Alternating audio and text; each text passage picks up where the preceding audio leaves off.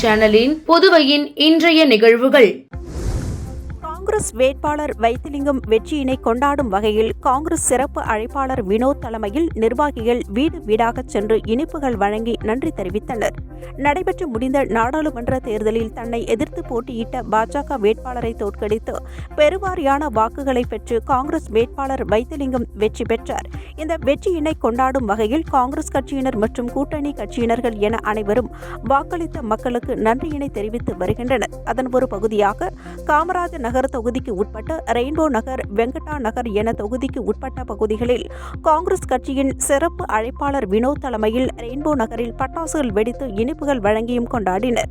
தொடர்ந்து வினோத் தலைமையில் வீடு வீடாக சென்று இனிப்புகள் வழங்கி வைத்திலிங்கத்தை பெருவாரியான வாக்குகள் அளித்து வெற்றி பெற செய்ததற்கு நன்றி தெரிவித்தனர். இந்நிகழ்ச்சியில் காமராஜர் நகர் தொகுதியைச் சேர்ந்த ஏராளமான நிர்வாகிகள் மற்றும் தொண்டர்கள் உடனிருந்தனர். காங்கிரஸ் வேட்பாளர் வைத்திலிங்கம் வெற்றியினை கொண்டாடும் வகையில் ராஜ்பவன் தொகுதியில் முன்னாள் அமைச்சர் ப. கண்ணனின் மகன் விக்னேஷ் கண்ணன் வீடு வீடாக சென்று இனிப்புகள் வழங்கி நன்றி தெரிவித்தார். நடைபெற்று முடிந்த நாடாளுமன்ற தேர்தலில் புதுச்சேரி தொகுதியில் போட்டியிட்ட காங்கிரஸ் வேட்பாளர் வைத்திலிங்கம் பெருவாரியான வாக்குகளை பெற்று தன்னை எதிர்த்து போட்டியிட்ட பாஜக வேட்பாளரை தோற்கடித்து வெற்றி பெற்றார். இந்த வெற்றியினை கொண்டாடும் வகையில் காங்கிரஸ் கட்சியினர்கள் மற்றும் கூட்டணி கட்சியினர் என அனைவரும் வாக்களித்த மக்களுக்கு நன்றியினை தெரிவித்து வருகின்றனர். அதன் ஒரு பகுதியாக ராஜ்பவன் தொகுதிக்கு உட்பட்ட பகுதிகளில் ராஜ்பவன் தொகுதியில் முன்னாள் அமைச்சர் கண்ணனின் மகன் விக்னேஷ் கண்ணன் தலைமையில் அவரது ஆதரவாளர்கள் ராஜ்பவன் தொகுதிக்குட்பட்ட சின்னையாபுரம் சந்திப்பில் அவரது ஆதரவாளர்கள் பட்டாசு வெடித்தும் இனிப்புகள் வழங்கி கொண்டாடினர். தொடர்ந்து விக்னேஷ் கண்ணன் தலைமையில் வீடு வீடாக சென்று இனிப்புகள் வழங்கி வைத்திலிங்கத்தை பெருவாரியான வாக்குகளை அளித்து வெற்றி பெற செய்ததற்கு நன்றி தெரிவித்தனர். மேலும் தொகுதி முழுவதும் இனிப்பு பட்டகம் வழங்கப்படுவது குறிப்பிடத்தக்கது. இந்த நிகழ்ச்சியில் ராஜ்பவன் தொகுதியைச் சேர்ந்த ஏராளமான நிர்வாகிகள் மற்றும் தொண்டர்கள் உடனிருந்தனர். காரைக்கால் மாவட்ட சிறையில் புதுச்சேரியை சேர்ந்த தண்டனை கைதி பிரதீஷ் தூக்கிட்டு தற்கொலை செய்து கொண்ட சம்பவம் பரபரப்பை ஏற்படுத்தியுள்ளது. புதுச்சேரி பொறையூர் பகுதியைச் சேர்ந்தவர் பிரதீஷ் கடந்த ஆண்டு தனது காதலியை எரித்து கொன்ற வழக்கில் புதுச்சேரி காலப்பட்டு சிறையில் அடைக்கப்பட்டார். அங்கு சிறையில் உள்ள கைதிகளிடையே தொடர்ந்து மோதல் போக்கு கடைபிடிக்கப்பட்டதால் பிரதீஷை காரைக்கால் மாவட்ட கிளை சிறைக்கு மாற்றம் செய்தனர். காரைக்கால் சிறைக்கு மாற்றப்பட்ட பிரதீஷ் ஒரு சில வாரங்களுக்கு முன்பு சமையல் அறையில் ஆறுமுகம் என்ற கைதியை சரமாரியாக தாக்கினார். இதுகுறித்து காரைக்கால் நகர காவல்துறையினர் விசாரணை மேற்கொண்டு வந்தனர். இந்நிலையில் நேற்று இரவு கைதி பிரதீஷ் தான் கட்டியிருந்த கைலியால் தூக்கிட்டு தற்கொலை செய்து கொண்டார். இதுகுறித்து தகவல் அறிந்த காரைக்கால் நகர காவல்துறையினர் பிரதீஷ் உடலை கைப்பற்றி பிரேத பரிசோதனைக்காக அரசு மருத்துவமனைக்கு அனுப்பி வைத்தனர். மேலும் இந்த சம்பவம் தொடர்பாக விசாரணை செய்து வருகின்றனர். புதுச்சேரியில் ஊர்காவல் படை வீரர் பணிக்காக எழுத்து தேர்வு ஜூன் 30 நடைபெறும் என காவல்துறை தலைமையகம் அறிவித்துள்ளது. புதுச்சேரியில் 280 ஆண்கள் 80 பெண்கள் உட்பட 500 ஊர்காவல் படையினரை தேர்வு செய்வதற்காக உடல் தகுதி தேர்வு கடந்த பிப்ரவரியில் கோரிமேடு காவலர் பயிற்சி பள்ளி மைதானத்தில் நடைபெற்றது. இதில் 1000க்கும் மேற்பட்டோர் பங்கேற்ற நிலையில் ஆண்களில் 3029 பேரும் பெண்களில் 1195 பேருமாக மொத்தம் 4224 பேர் தேர்வு செய்யப்பட்டனர். இவர்களுக்கான எழுத்து தேர்வு வரும் 16ஆம் தேதியில் நடத்த ஏற்பாடுகள் செய்யப்பட்டு வந்தன. ஆனால் அன்றைய தினம் மத்திய பணியாளர் தேர்வாணையம் மூலம் குடிமை பணிக்கான முதன்மை தேர்வானது புதுச்சேரியில் நடைபெற உள்ளதாக அறிவிக்கப்பட்டுள்ளது. எனவே ஊர்காவல் படை வீரர் பணிக்காக எழுத்து தேர்வு ஜூன் 30 நடைபெறும் என அறிவிக்கப்பட்டுள்ளது.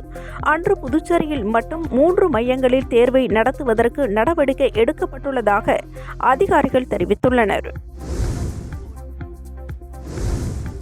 புதுச்சேரியில் நடைபெற்ற தேசிய மக்கள் நீதிமன்றத்தில் 1060 வழக்குகள் முடிக்கப்பட்டு ரூபாய் 7,43,00,000க்கு தீர்வு காணப்பட்டுள்ளது.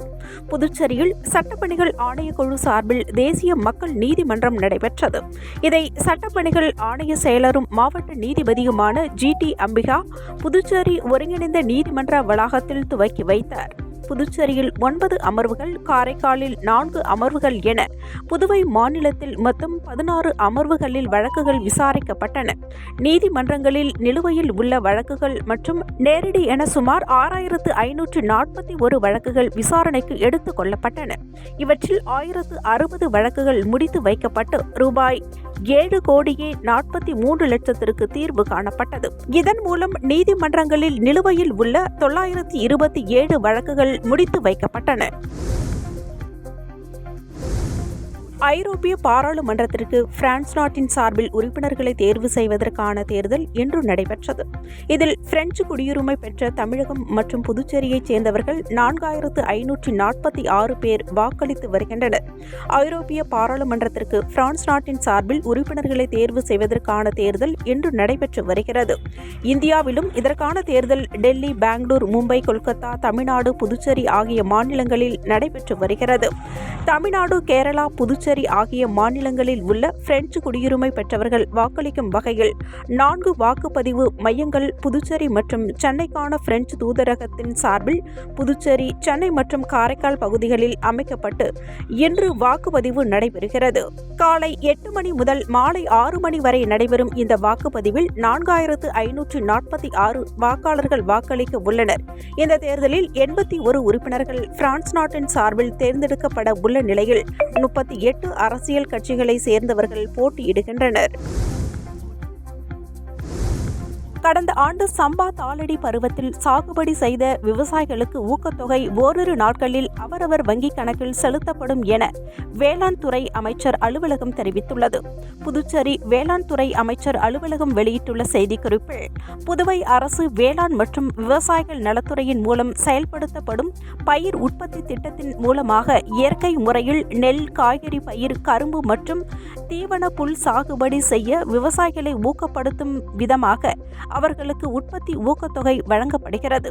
தற்போது காரைக்கால் மாவட்டத்தில் கடந்த 2023-24 ஆண்டு சம்பா தாளடி பருவத்தில் நெல் சாகுபடி செய்த 4374 பொதுப்பிரிவு விவசாயிகளுக்கு ஊக்கத்தொகையாக ஒரு ஏக்கருக்கு ரூபாய் 5000 வீதம் மொத்தம் ரூபாய் 4,57,32,400 அட்டவணை பிரிவைச் சேர்ந்த 692 விவசாயிகளுக்கு ஏக்கருக்கு ரூபாய் 6000 வீதம் மொத்தம் ரூபாய் 53,94,537 நவரை பருவத்தில் நெல் சாகுபடி செய்த 26 விவசாயிகளுக்கு ஏக்கருக்கு ரூபாய் 5000 வீதம் மொத்தம் ரூபாய் 1,80,800 இயற்கை முறையில் நெல் சாகுபடி செய்த 58 விவசாயிகளுக்கு ஏக்கருக்கு ரூபாய் 8000 வீதம் மொத்தம் ரூபாய் 9,08,160 கரும்பு சாகுபடி செய்த 4 விவசாயிகளுக்கு ஏக்கருக்கு ரூபாய் 10,000 வீதம் மொத்தம் ரூபாய் 43,000 புல் தீவன சாகுபடி செய்த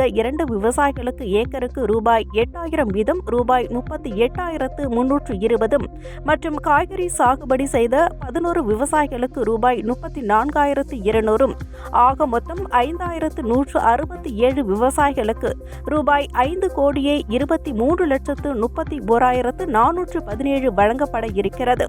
இந்த தொகையானது ஓரிரு நாட்களில் விவசாயிகளின் வங்கிக் கணக்கில் செலுத்தப்பட உள்ளது என குறிப்பிடப்பட்டுள்ளது. இத்துடன் சக்தி சேனலின் புதுவையின் இன்றைய நிகழ்வுகள் முடிவடைகின்றன. வணக்கம்.